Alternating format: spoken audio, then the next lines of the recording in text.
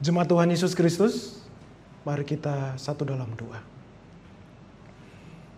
Tuhan Yesus, Engkau adalah Raja kami.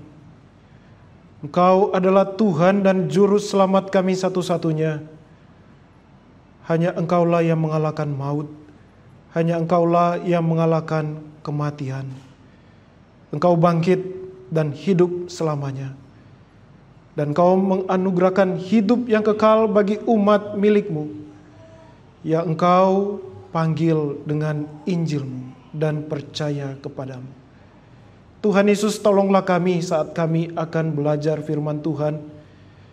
Tolong hamba-Mu untuk menjabarkan firman-Mu dengan baik dan benar. Dan kami semua, jemaat-Mu dan hamba-Mu ini, menjadi pelaku firman Allah. Di dalam nama Tuhan Yesus Kristus kami berdoa. Amin.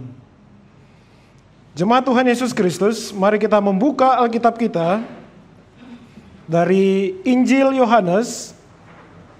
Injil Yohanes pasalnya yang ke-10, ayatnya yang ke-14 sampai 18 dan ayat yang 27 sampai ayatnya yang ke-28.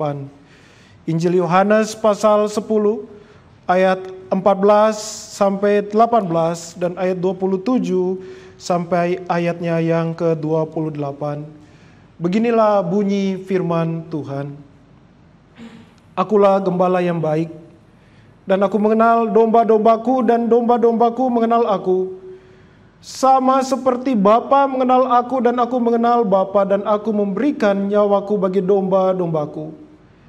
Lagi padaku domba-domba lain yang bukan dari kandang ini.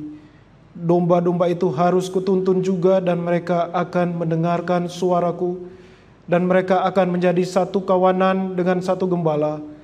Bapa mengasihi aku, oleh karena aku memberikan nyawaku untuk menerimanya kembali. Tidak seorang pun mengambilnya daripadaku, melainkan aku memberikannya menurut kehendakku sendiri. Aku berkuasa memberikannya dan berkuasa mengambilnya kembali. Inilah tugas yang kuterima dari Bapakku. Ayat 27 sampai yang ke-28. Domba-dombaku mendengarkan suaraku dan aku mengenal mereka, dan mereka mengikut aku. Dan aku memberikan hidup yang kekal kepada mereka, dan mereka pasti tidak akan binasa sampai selama-lamanya, dan seorang pun tidak akan merebut mereka dari tanganku. Demikianlah firman Tuhan. Jemaat Tuhan Yesus Kristus,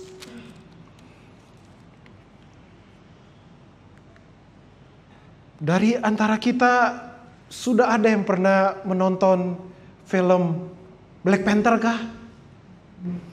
Nah, di film Black Panther yang terakhir, yang seri yang teranyar, kita tahu ceritanya ya. Saya sempat menonton, ada jagoannya, lalu setelah itu melawan tokoh antagonisnya, kalau tidak salah namanya Namor, atau artinya tidak punya cinta. Lalu setelah itu di babak pertarungannya yang terjadi, Black Panther-nya kena tombak. Tombaknya sampai ke jantungnya. Dan waktu saya menontonnya, saya pikir sudah selesai filmnya. Pasti ada film serial Black Panther yang ketiga. Tentang Black Panther-nya, bagaimana lagi lah ceritanya. Ternyata Black Panther-nya bangkit. Diambil tongkatnya, lalu dikalahkan tokoh antagonisnya, dan ujung ceritanya dua kerajaan, Tolokan dan Wakanda, berdamai. Ada lagi satu cerita film, Transformers. Saya juga menonton film Transformers, entah itu seri yang keberapa. Optimus Prime-nya berantem dengan Megatron, lalu setelah itu Megatron-nya terlalu kuat dan Optimus-nya tertusuk di jantungnya. Dan Optimus juga mati. Dan ternyata di film itu, entah bagaimana ceritanya, ada kekuatan kubus cahaya bisa dimasukkan ke Optimus Prime, dan Optimus Prime-nya itu bisa bangkit kembali. Yang terakhir cerita di dalam film Dungeons and Dragons. Bagaimana tokoh yang terakhirnya itu namanya Holga, dan tokoh utamanya itu memegang yang namanya tablet kebangkitan. Lalu pas Holganya sudah tertusuk belati oleh musuhnya dan pasti mati menurut cerita itu, akhirnya tokoh utamanya menggunakan tablet kehidupan atau tablet kebangkitan, dan akhirnya Holganya bangkit. Nah, itu cerita-cerita fiksi. Itu cerita-cerita buatan Hollywood. Itu semua tidak benar terjadi seperti yang ada di film itu. Demikian juga kalau kita melihat Avengers.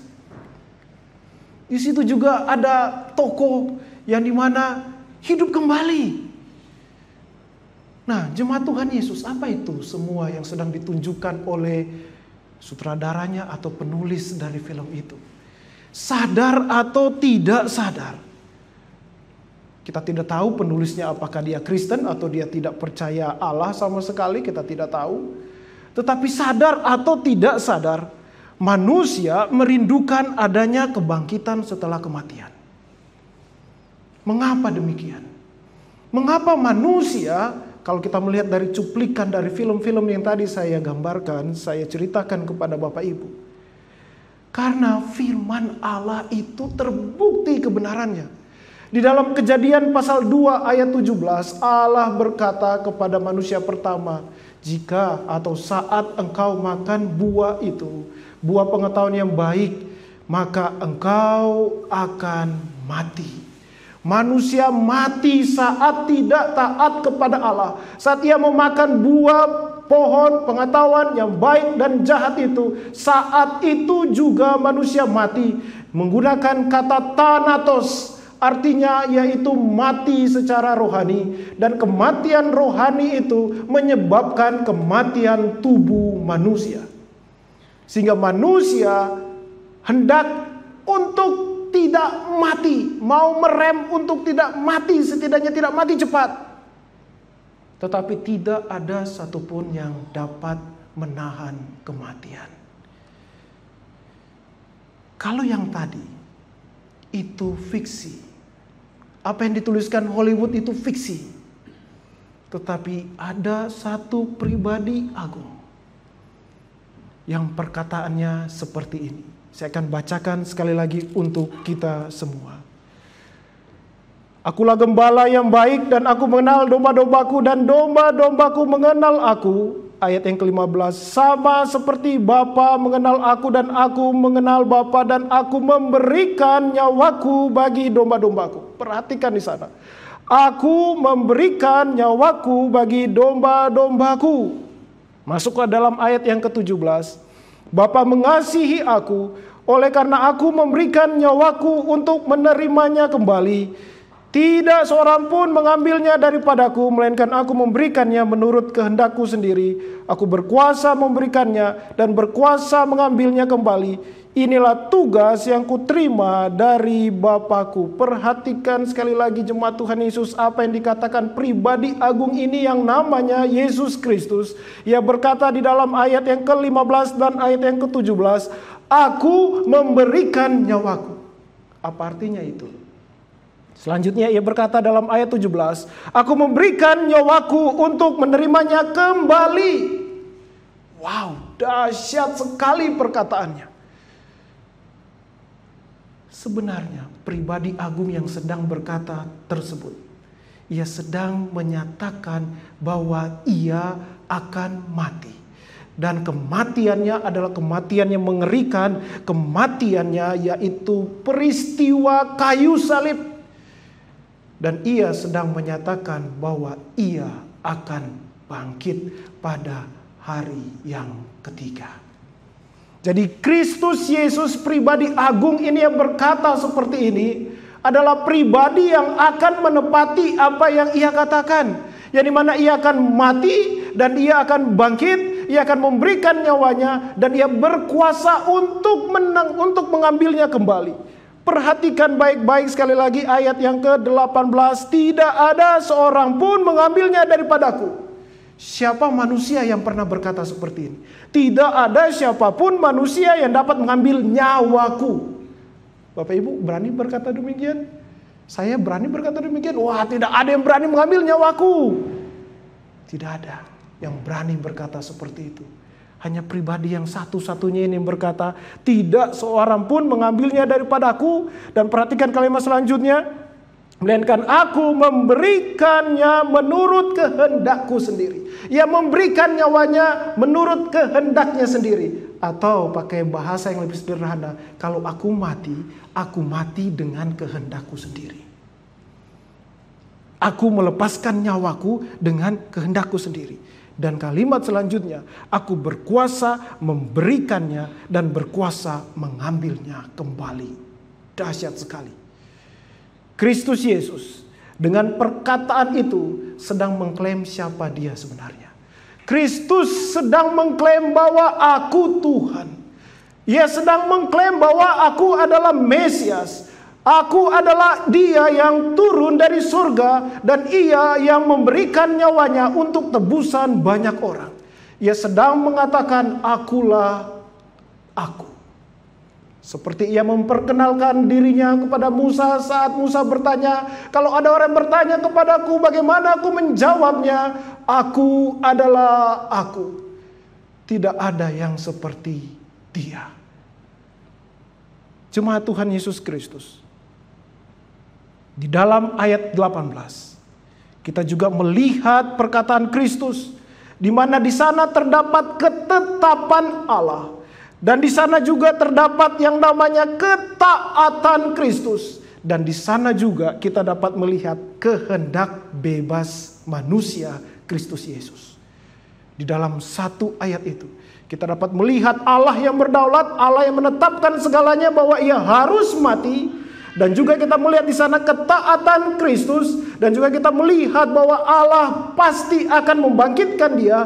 Dan ia memiliki kehendak bebas untuk melakukannya. Dan ia memilih untuk taat. Jemaat Tuhan Yesus. Yesus Kristus adalah Tuhan di dalam pengakuannya itu. Lalu mengapa ia harus mati? Lalu mengapa ia tidak langsung saja naik ke surga? Bisa saja ia berkata, aku Tuhan, aku Allah, dan aku langsung masuk surga. Langsung naik ke surga. Tetapi Kristus sedang berkata bahwa ia mati untuk hidup. Ia mati untuk bangkit kembali. Dan ini penting sekali jemaat Tuhan Yesus. Kalau dia hanya berkata, oh aku Tuhan, dan ia langsung naik ke surga. Buat apa? Banyak Tuhan dan Allah T kecil, A kecil yang mengaku Tuhan. Yang memang katanya di surga. Jemaat Tuhan Yesus Kristus. Mengapa Kristus harus mati dan bangkit?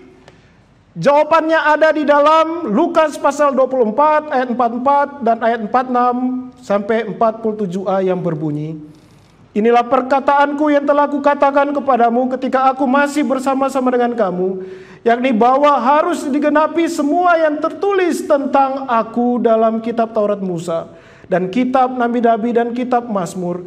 Katanya kepada mereka ada tertulis demikian, Mesias harus menderita dan bangkit dari antara orang mati pada hari yang ketiga. Dan lagi dalam namanya berita tentang pertobatan dan pengampunan dosa harus disampaikan kepada segala bangsa. Perhatikan jemaat Tuhan Yesus.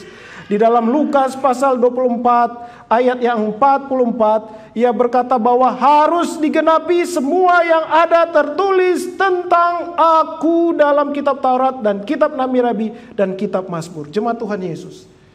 Siapakah sentral pusat dari Alkitab? Allah. Siapakah sentral dari Alkitab? Tuhan sendiri. Dan ia berkata apa? Aku, tentang Tuhan, tentang Allah yang datang ke dalam dunia, yang adalah Mesias, yang harus menderita dan bangkit dari antara orang mati dan bangkit pada hari yang ketiga. Inilah Allah yang dinyatakan di dalam Alkitab. Inilah Allah yang hidup, Allah yang berkuasa satu-satunya. Ia datang untuk mati, bukan hanya menyatakan diri saya Allah dan naik ke surga, tetapi ia datang untuk menderita dan mati dan bangkit pada hari yang ketiga. Siapa Allah yang seperti itu? Tidak ada yang seperti Allah yang dinyatakan di dalam Alkitab. Dan dengan kematian dan kebangkitannya ada pengampunan dosa. Jika Kristus berkata aku adalah Allah dan dia tidak mati dan dia tidak bangkit, tidak akan pernah ada pengampunan dosa. Selanjutnya perhatikan di dalam Ibrani 5 ayat 8 sampai yang ke-9. Firman Tuhan berbunyi, dan sekalipun ia adalah anak, ia telah belajar menjadi taat dari apa yang telah dideritanya. Dan sesudah ia mencapai kesempurnaannya, ia menjadi pokok keselamatan yang abadi bagi semua orang yang taat kepadanya. Perhatikan Bapak Ibu, di sana dikatakan apa? Taat dari apa yang telah dideritanya. Dan ia mencapai kesempurnaannya, ia bangkit dari antara orang mati. Dan ia menjadi apa? Pokok keselamatan yang abadi bagi orang yang taat kepadanya.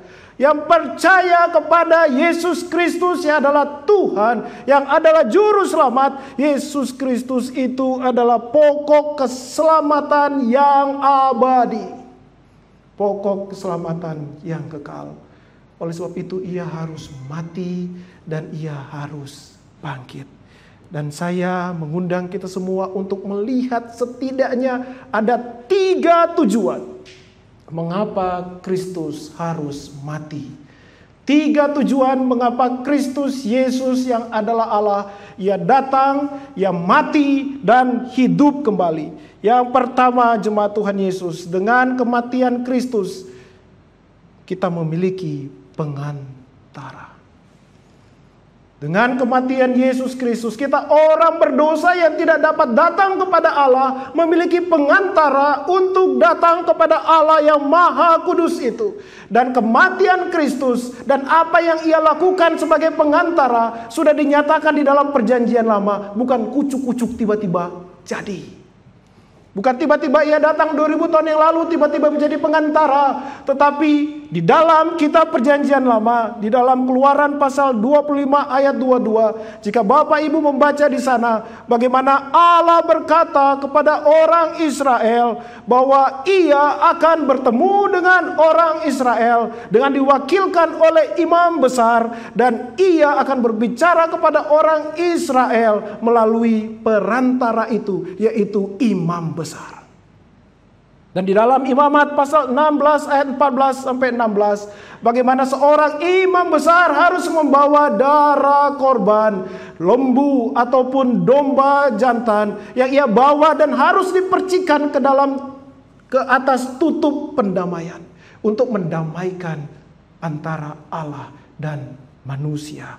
Dan di dalam Ibrani pasal 9 ayat 12 sampai 14 saya akan bacakan ayat firman Tuhan ini kepada kita semua.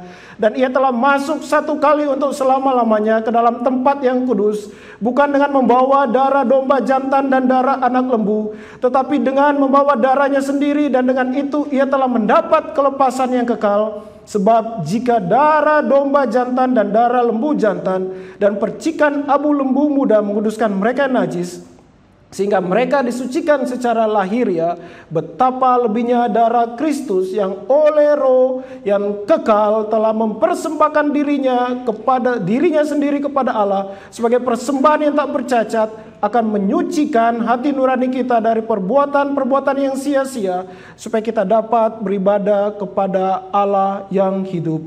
Dan di dalam 1 Timotius pasalnya yang kedua, ayat yang kelima sampai ayat yang keenam berbunyi, karena Allah itu esa dan esa pula dia yang menjadi pengantara antara Allah dan manusia, yaitu manusia Kristus Yesus, yang telah menyerahkan dirinya sebagai tebusan bagi semua manusia. Itu kesaksian pada waktu yang ditentukan. Jemaat Tuhan Yesus Kristus, inilah pengantara kita kepada Allah.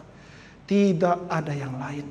hanya Yesus Kristus. Ia berdiri di antara Allah dan kita manusia yang berdosa ini. Dan dengan darahnya yang kudus ia menyucikan kita. Sehingga kita bisa berhadapan dengan Allah. Kita dapat berhubungan dengan Allah. Kita dapat menyampaikan isi hati kita kepada Allah. Dan kita dapat menyebut Allah yang hidup itu, Ya Aba, Ya Bapa.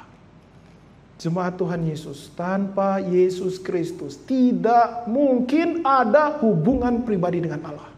Oleh sebab itu, iman percaya kepada Kristus Yesus adalah iman percaya yang memiliki hubungan pribadi dengan Allah yang hidup. Kematiannya menjadikan Anda dan saya yang percaya kepadanya punya hubungan dengan Allah yang hidup dan yang maha kuasa pencipta langit dan bumi.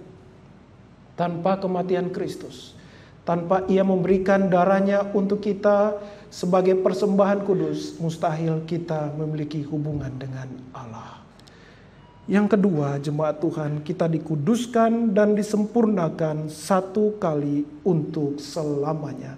Seperti di dalam Ibrani pasalnya yang ke-10, ayatnya yang ke-10 yang berbunyi seperti ini. Dan karena kehendaknya inilah kita telah dikuduskan satu kali untuk selama-lamanya oleh persembahan tubuh Yesus Kristus. Dosa hanya ditebus oleh darah Kristus satu kali untuk selamanya. Tuhan Yesus sudah menebus dosa kita, menghapus dosa kita, menguduskan kita, menyucikan kita, menyempurnakan kita satu kali untuk selamanya. Dosa yang masa lalu, dosa masa ini, dan dosa yang akan datang telah selesai di dalam kematian Tuhan kita Yesus Kristus. Yang percaya kepada Kristus Yesus, lupain yang namanya dosa-dosa masa lalu. Ampuni diri Anda sendiri. Jangan mengampuni dirimu. Maaf, jangan sampai tidak mengampuni dirimu sendiri. Tuhan, saya melakukan kejahatan yang begini, sepertinya begitu jahat Tuhan. Begitu kelam dosa saya. Begitu hancur masa muda saya Tuhan. Begitu Tuhan, masihkah Engkau melayakan aku Tuhan? Tuhan berkata, aku telah menyucikan engkau satu kali untuk selamanya. Kata orang Manado, so lupa jo itu dosa. So nyanda ada itu dosa. So buang ke sana. Jemaat Tuhan Yesus, bagi yang percaya kepada Kristus Yesus, jangan lagi dibebani dosa masa lalu. Jangan berpikir bahwa Tuhan tidak mengampuni dosa yang masa lalu itu. Dosa hari ini telah Tuhan Yesus ampuni. Kalau begitu juga, ampuni sesama Anda. Ampuni sesamaku. Karena Kristus sudah menguduskan kita satu kali untuk selamanya. Untuk apa simpan-simpan akar pahit? Untuk apa hitung-hitung dosa tetangga? Selesai sudah, aku ampuni engkau sebagaimana Kristus mengampuni aku. Suami istri, betapa berat hidup dalam perkawinan jika hitung-hitung dosa lalu. Betapa berat menjalani perkawinan jika selalu membolak-balik dosa-dosa masa lalu. Selesai jemaat Tuhan, ampuni. Jemaat Tuhan, jangan bawa-bawa akar pahit dosa sesama kita orang percaya. Selesai satu kali untuk selamanya oleh darah Kristus. Kalau dia datang untuk minta ampun, saya ampuni. Selesai. Jemaat Tuhan Yesus. Yang ketiga, tujuannya kita kembali kepada gembala dan pemelihara jiwa. Saat kita di luar Kristus, kita sesat. Tetapi saat kita percaya kepada Kristus Yesus, darahnya menguduskan kita dan kita kembali kepada gembala dan pemelihara jiwa kita. Dulu kita ikuti nafsu kita. Dulu kita ikuti kedagingan kita. Dulu kita ikuti apa yang kita pikir itu baik. Mau maki orang, maki. Mau meledak marahnya sambil maki-maki, jadi. Mau marah orang, jadi. Mau pukul orang pun, jadi. Bahkan mau pukul istri pun, jadi. Pokoknya jadilah semuanya. Anda jual, saya beli, jadi semuanya. Tetapi saat Kristus Yesus memperbarui kita, dan darahnya yang hidup di dalam hidup kita, maki-maki itu udah gak ada lagi. Udah lupa di mana itu maki-maki. Saya tidak akan hidup dengan caraku sendiri. Aku punya gembala yang menuntun aku. Siapa? Yesus Kristus. Aku punya pemelihara jiwa. Aku tidak mau lagi hidup dalam kekhawatiran dan ketakutan dan kegelisahan akan hari besok. Saya punya pemelihara jiwa. Kalaupun tubuhku akan mati suatu saat nanti, pemelihara jiwa itu akan bersama dengan saya. Karena ia telah menebus dosaku dan ia adalah gembalaku. Saya suka sekali lagu himne tentang gembala. Bagaimana Kristus bagaikan gembala menuntun hidup kita. Pertanyaannya jemaat Tuhan Yesus, apakah kita sungguh menyadari bahwa Kristus gembala kita? Apakah kita sungguh menyadari bahwa ia pemelihara jiwa kita? Atau kita berpikir, oh kita pedoi ini yang memelihara jiwaku. Aduh, ini duitku yang pelihara jiwaku. Ini pekerjaan yang pelihara jiwaku. Oh ini usahaku yang pelihara jiwaku. Bukan. Tuhan yang pelihara jiwa Anda dan saya. Jika itu diberikan pekerjaan, karena Allah mau pakai pekerjaan sebagai sarana untuk kita memberitakan Injil, dan sebagai sarana agar kita sadar bahwa Allah yang hidup memenuhi kebutuhan kita. Selanjutnya, kebangkitan Kristus. Saya mencatat dan memberikan hari ini khusus 3 saja. Kebangkitan Kristus adalah pembenaran bagi setiap orang percaya. Tanpa Kristus Yesus bangkit, semua yang dikatakan itu bohong. Pasti bohong. Saat ia berkata, akulah kebangkitan dan hidup, barang siapa percaya padaku, ia akan hidup walaupun sudah mati, dan dia tidak bangkit. Lupakan perkataan itu. Itu bohong. Dan apa yang ia katakan di dalam Yohanes pasal 10 ayat 18, bahwa ia berkuasa mengambilnya kembali, mengambil nyawanya atau dia bangkit, dan dia tidak bangkit, berarti itu bohong. Tetapi nyatanya ia bangkit, jemaat Tuhan. Ia bangkit dan disaksikan oleh 500 orang sekaligus yang tercatat di dalam 1 Korintus pasal 15. Murid-muridnya menyaksikan dia hidup. Bahkan Thomas yang berkata, jika aku dapat menunjukkan jariku di bekas lukanya, aku akan percaya. Dan sungguh Thomas saat ia berhadapan dengan Allah, ia berkata, ya Allahku dan Tuhanku. Kristus bangkit untuk pembenaran Anda dan saya. Ketaatan Kristus dikenakan kepada Anda dan saya. Jemaat Tuhan Yesus, walaupun pengadilan berkata kita bebas, kalau hakim belum ketok palu, berarti belum bebas. Betul ya? Hakim berkata, dia baca, diputuskan bebas, lalu tidak diketok palu. Jangan pulang dulu dari ruang pengadilan kalau belum diketok 3 kali, tok, tok, tok.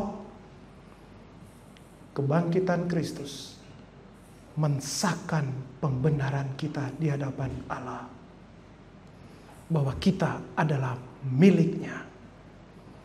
Yang kedua, jemaat Tuhan Yesus, saya akan membacakan untuk kita semua di dalam Injil Yohanes pasalnya yang ke-6, ayat yang ke-39 sampai ayat yang ke-40.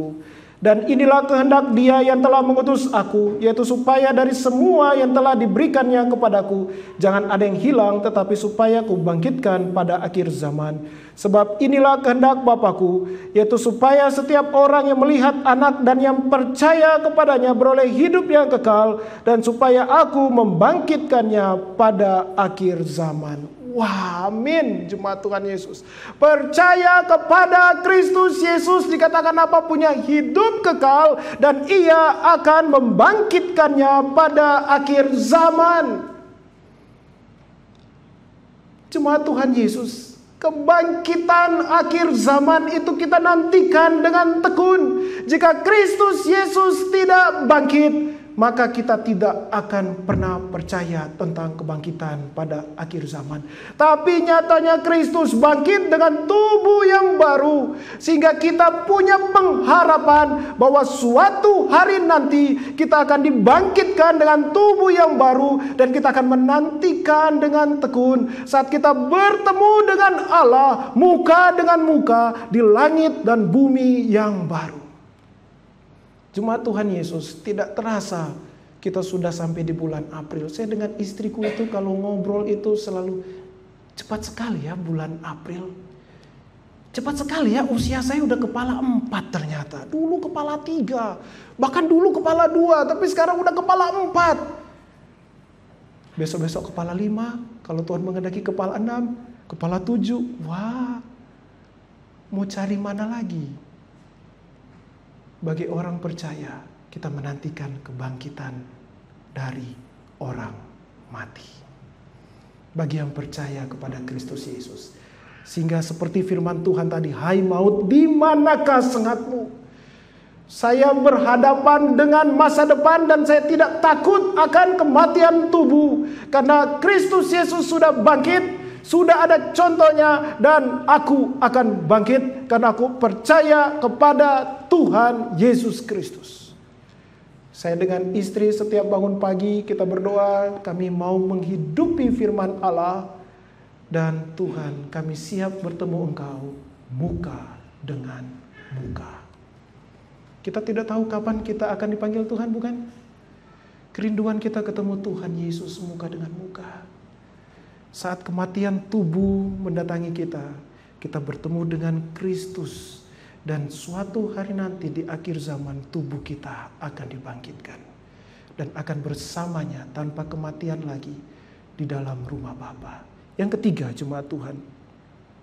Saya akan bacakan di dalam Kisah Para Rasul, pasalnya yang ke-17, ayatnya yang ke-30, sampai ayatnya yang ke-31 yang berbunyi, dengan tidak memandang lagi zaman kebodohan, maka sekarang Allah memberitakan kepada manusia bahwa di mana-mana semua mereka harus bertobat, karena Ia telah menetapkan suatu hari pada waktu mana Ia dengan adil akan menghakimi dunia oleh seorang yang telah ditentukannya, sesudah Ia memberikan kepada semua orang suatu bukti tentang hal itu dengan membangkitkan Dia dari antara orang mati. Dan di dalam 1 Korintus pasalnya yang ke-8 ayatnya yang ke-6 berbunyi, namun bagi kita hanya ada satu Allah saja, yaitu Bapa, yang daripadanya berasal segala sesuatu dan yang untuk Dia kita hidup, dan satu Tuhan saja, yaitu Yesus Kristus, yang olehnya segala sesuatu telah dijadikan dan yang karena Dia kita hidup. Kebangkitan Kristus menyatakan bahwa ada Allah yang hidup. Kebangkitan Yesus Kristus menyatakan ada hakim atas dunia dan alam semesta. Jemaat Tuhan Yesus, dengan Ia mati dan Ia bangkit, Ia menyatakan bahwa akulah satu-satunya Allah, akulah satu-satunya hakim. Jemaat Tuhan, bagi kita yang percaya kepada Tuhan Yesus Kristus, kehidupan kita ini adalah kehidupan penyembahan kepada Allah setiap hari. Kehidupan di dalam kuasa Allah setiap hari.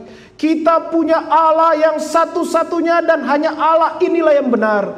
Hanya Allah inilah yang berkuasa. Hanya Allah inilah yang hidup. Tidak ada Allah yang seperti Dia.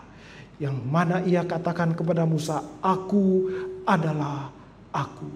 Akulah Allah yang esa. Dengarlah hai orang Israel, Tuhan itu Allah kita. Tuhan itu esa. Tidak ada yang seperti Tuhan Yesus Kristus. Wah, jemaat Tuhan Yesus bangga punya Tuhan yang hidup. Ia bukan Tuhan-Tuhanan buatan pikiran manusia. Ia sungguh adalah Tuhan. Ia sungguh adalah Allah, dan Ia adalah hakim. Dan bagi Anda dan saya yang percaya kepada Kristus Yesus, kita hidup di dalam kuasa Allah hari lepas hari. Kita percaya kuasa Allah itu adalah nyata, Oleh sebab itu jemaat Tuhan, hidupilah firman Allah. Hiduplah di dalam doa. Hiduplah berjalan di dalam genggaman firman Allah hari lepas hari. Karena Allah kita Allah yang hidup. Dan ingat, ada hakim. Kita punya hakim. Kita suatu saat akan berdiri di depan penghakiman Allah. Tetapi tidak ada lagi penghukuman bagi yang percaya kepada Tuhan Yesus Kristus. Oleh sebab itu jemaat Tuhan Yesus Kristus, Kristus mati dan Dia hidup. Dan bagi kita yang percaya kepadanya, bagaimana kita hidup di dalam keseharian kita.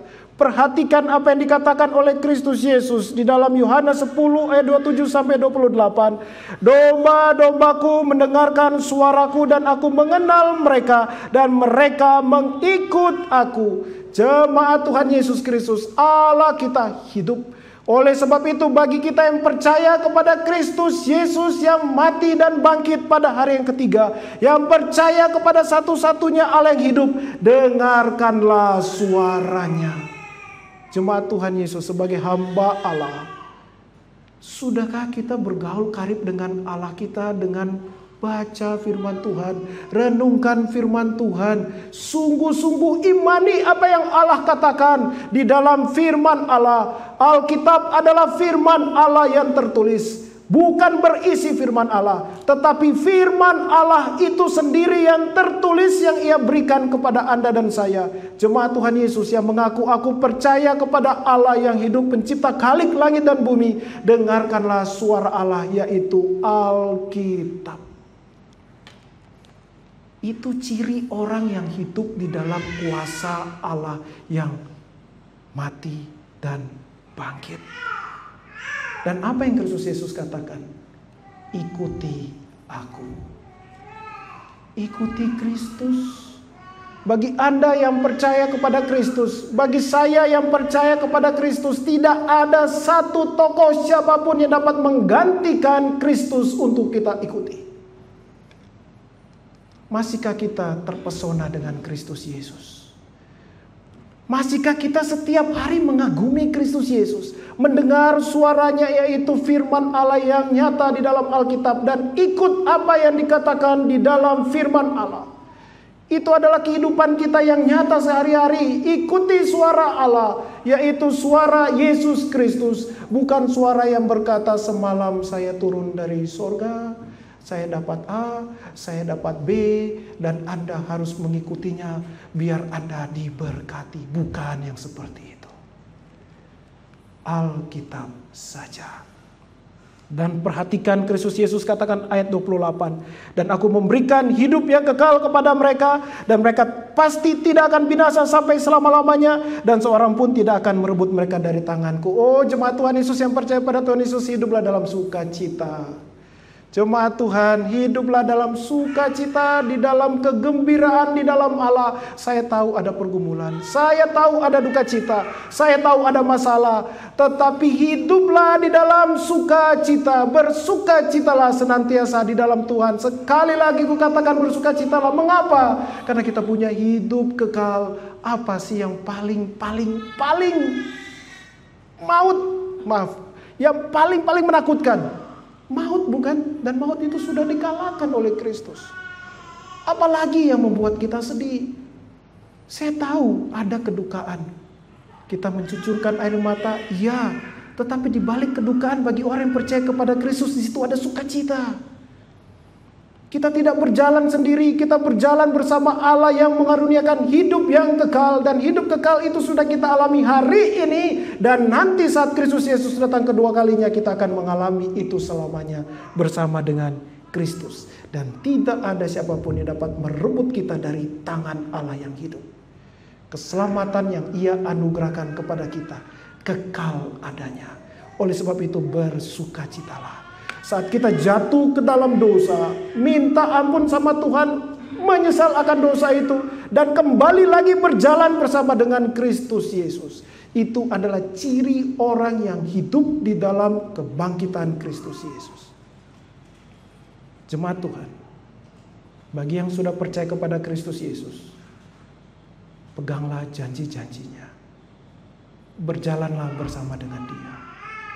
Bagi yang belum percaya kepada Tuhan Yesus, bagi yang belum percaya kepada Tuhan Yesus, ketahuilah, tidak ada yang dapat menyelamatkan Anda dari maut dan kematian kekal. Hanya Tuhan Yesus saja. Percayalah kepadanya, bertobatlah dalam namanya, dan taatilah Dia. Mari kita berdoa. Tuhan Yesus, Allah yang hidup, Allah yang berkuasa, pencipta langit dan bumi. Engkau Tuhan yang datang 2000 tahun yang lalu di tengah-tengah milik ciptaanmu. Engkau ditolak, engkau menderita, bahkan mati di kayu salib. Kematianmu menguduskan kami. Kematianmu membawa kami kembali kepada pemilik jiwa kami. Kematianmu menjadikan kami yang adalah milikmu dikuduskan dan memiliki perantara. Kebangkitanmu menjadikan kami dibenarkan. Kami dibenarkan bukan karena perbuatan baik kami, tetapi oleh anugerah-Mu. Kami yang percaya kepada kebangkitan-Mu, kami akan mengalami seperti yang dialami oleh Kristus Yesus, mati dan bangkit pada hari yang ketiga, dan memiliki tubuh yang baru. Dan Tuhan Yesus, kami memiliki Tuhan yang selalu bersama dengan kami, yang selalu menyertai kami. Terima kasih banyak Tuhan Yesus untuk Engkau menyelamatkan kami. Engkau bangkit mengalahkan kematian. Di dalam nama Tuhan Yesus Kristus kami berdoa. Amin.